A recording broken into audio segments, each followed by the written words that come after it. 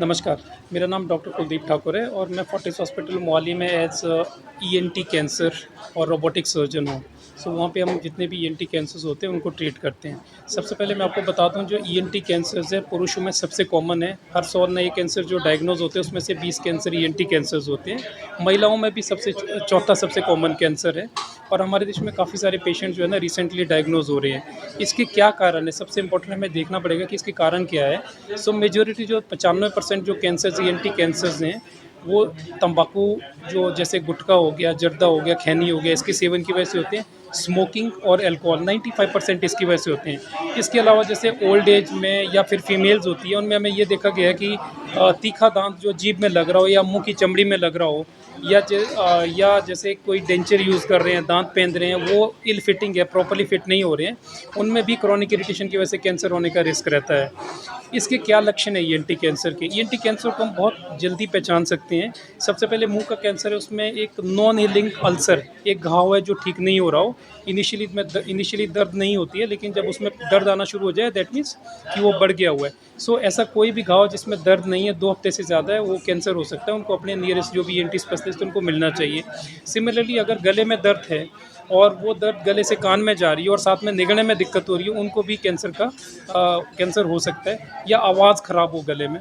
और उसके अलावा किसी भी तरीके की गांठ है, चाहे वो गले में हो, सामने हो, साइड में गांठ हो, कान के नीचे हो, वो एक कैंसर का रूप हो सकता है। सेम अगेन गांठ भी शुरुआती स्टेज में अगर कैंसरस गांठ है तो उसमें दर्द नहीं होती है, लेकिन लेटर ऑन दर्द होती है।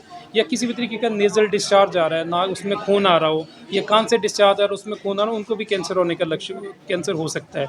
इससे हम कैसे बच सकते हैं?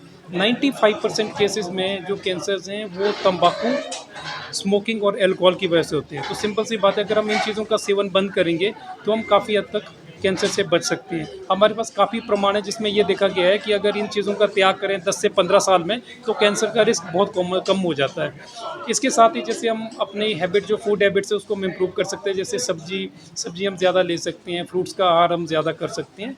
सो इससे हम बचे जा सकते हैं। मैं एक इम्पॉर्टेंट चीज़ आपको बताना चाहता हूँ कि कभी भी अगर कोई डॉक्टर बोलता है कि हमें कैंसर का शक लग रहा है और इसमें बायोप्सी करनी पड़ेगी, तो आप कृपया करके बायोप्सी करें। ये ऐसे हमारे पास कोई भी प्रमाण नहीं है जिससे हम ये बोलें कि जी बायोप्सी करने से जो है ना कैंसर बढ़ जाता है या लिवर टच करने से कैंसर बढ़ जाता है, ऐसा नहीं होता है। तो अगर कोई बोलता है कि आप बायोप्सी करें तो प्लीज़ आप बायोप्सी करें। धन्यवाद। जैसा आपने बताया कि ये ज़्यादातर अल्कोहलिक नॉन अल्कोहलिक है, अल्कोहलिक चीज़ों से होता है। क्या प्रिकॉशंस हैं प्रिवेंटिव मेजर्स क्या नहीं, सबसे पहले तो ये है कि अगर कोई भी एडिक्शन मतलब किसी को भी तंबाकू, अल्कोहल या स्मोकिंग की लत है, सो वो अपनी साइकेट्री डिपार्टमेंट में जा सकते हैं। वहाँ पे डी एडिक्शन डिपार्टमेंट होता है, वो लोग इसको अच्छे से टैकल कर सकते हैं। देखो जो भी स्मोकिंग होती है या टोबैको होता है उसमें 2 चीज़ें होती हैं, एक निकोटीन होता है, एक होता है जिसकी वजह से कैंसर होता है। निकोटीन से बेसिकली लत पड़ती है, जो पेशेंट छोड़ नहीं पाता उससे कैंसर नहीं होता है, कैंसर कुछ और वजह से होता है। तो अगर आप डी एडिक्शन साइकेट्री डिपार्टमेंट में जो कि डी एडिक्शन का काम भी करते हैं वहाँ जाएंगे तो वो निकोटीन से रिप्लेस करते हैं। आजकल निकोटीन पैचेस आते हैं, गम्स आते हैं, टैबलेट्स आते हैं, तो जो लत वाला कॉम्पोनेंट है वो इससे टैकल हो जाता है। सो उससे क्या होता है कि इससे धीरे धीरे करके हम इसको कम करते हैं और इवेंचुअली सारी चीज़ें छूट जाती है।